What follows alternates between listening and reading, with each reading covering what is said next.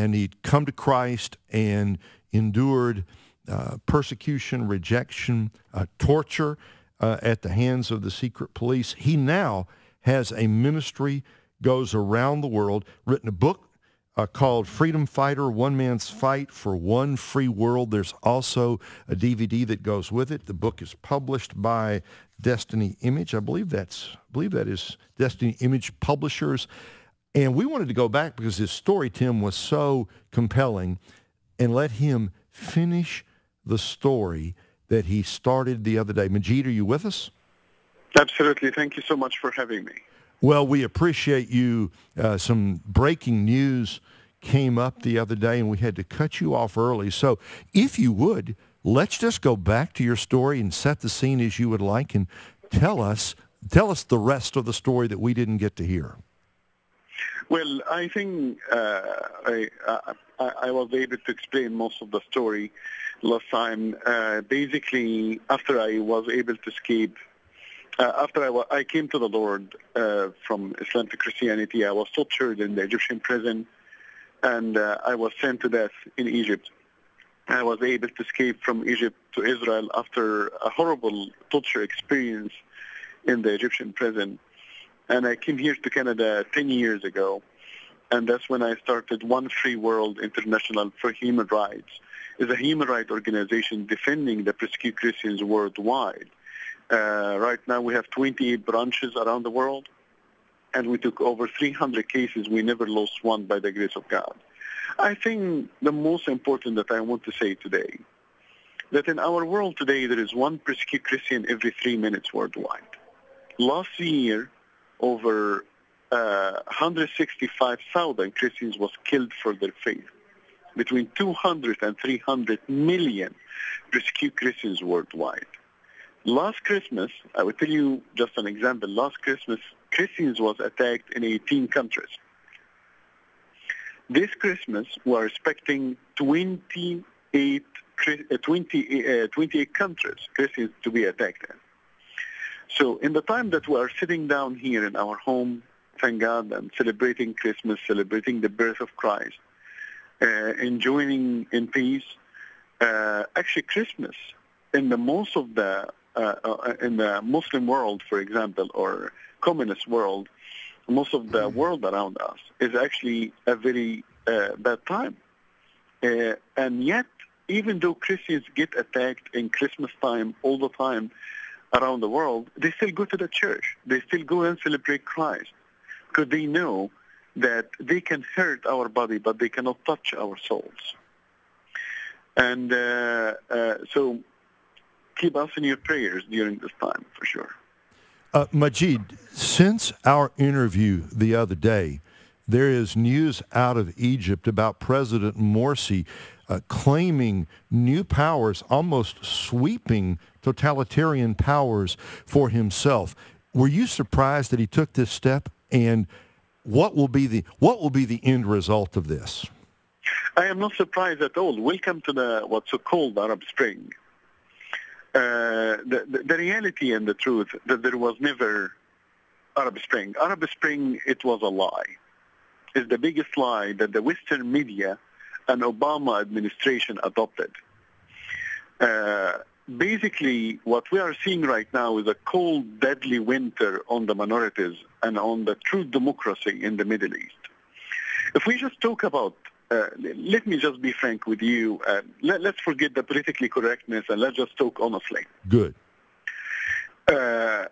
When you take a dictatorship out, which is important, like Mubarak and like Gaddafi and like all of this, Ali Abdullah Saleh of Yemen, Bashar al-Assad in Syria, all of this, when you take all of this bad dictatorship out, which they have to, of course they are bad people, and they have to be taken out, you create a political vacuum.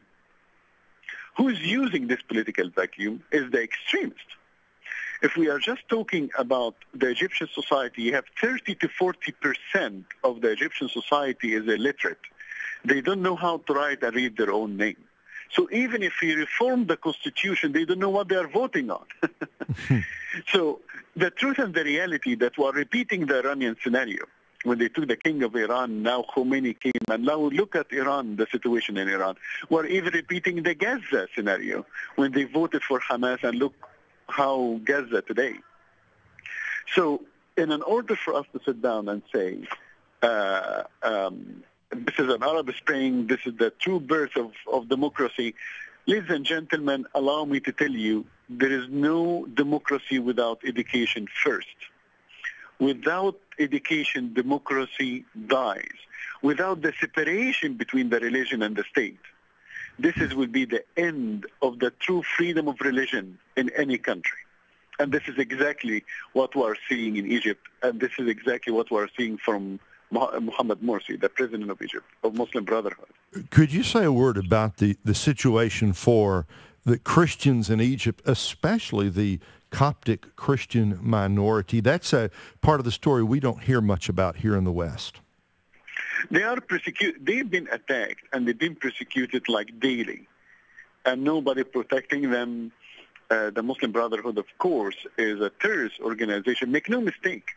They are a terrorist organization that now they are sending their messenger to the White House to sit down with the American president, and the American president allowing the American aid, that's $1.9 billion in military aid, to reach the Egyptian government hand, that's Muslim Brotherhood hand. And basically they are allowing the Muslim Brotherhood and the Egyptian government to persecute the Christians with basically the whole international society closing their eyes. But they went through massacre after massacre.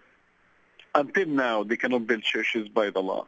Until now, the Egyptian prison full of Christians because they are Christian activists trying to fight for their rights. And the whole world sitting down doing nothing about it.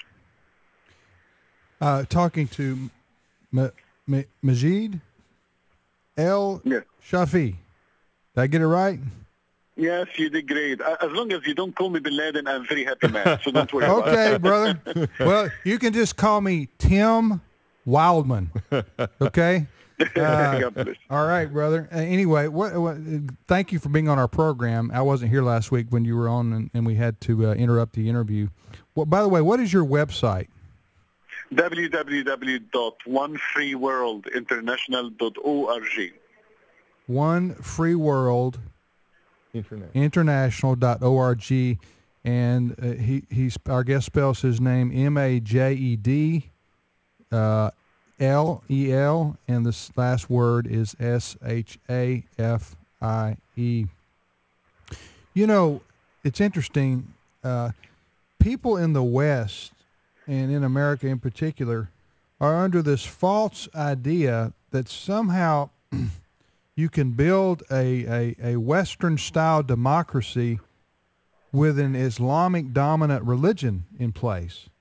That is incompatible. That is impossible, in my opinion. It's like a round ball in a square peg, but we So I even think President Bush had this misconception that somehow you could establish a Western-style democracy in an Islamic dominant country in Iraq. Now that's a test underway, I guess you could say, in Iraq. I don't think it's going to work. I don't mean to be negative in the sense that, maybe Turkey would be the only example in the world where you could point to where you would have. I will even disagree with you about Turkey. Turkey right now. But that's the example that people point to say, see, Wildman, you're wrong. An Islamic country can be a Western style democracy. Why is that not true? We can see that right now. The Turkish, for example, the Islamic political party won the election. They are changing the army from inside out. They are making it more extremist. They are making it more religious. We are seeing right now even the Turkish government against Israel and attacking Israel left and right, and supporting Hamas and supporting Gaza and supporting Hezbollah, and having this weird friendship with Iran. So the truth and the reality, you cannot mix both of them. You cannot mix Islam as a religion and the political authority. Islam does not allow for freedom of religion or freedom of speech or freedom of association. Those, or even women's rights, or even women's rights, or even women's children's rights. Those things come from our Christian heritage.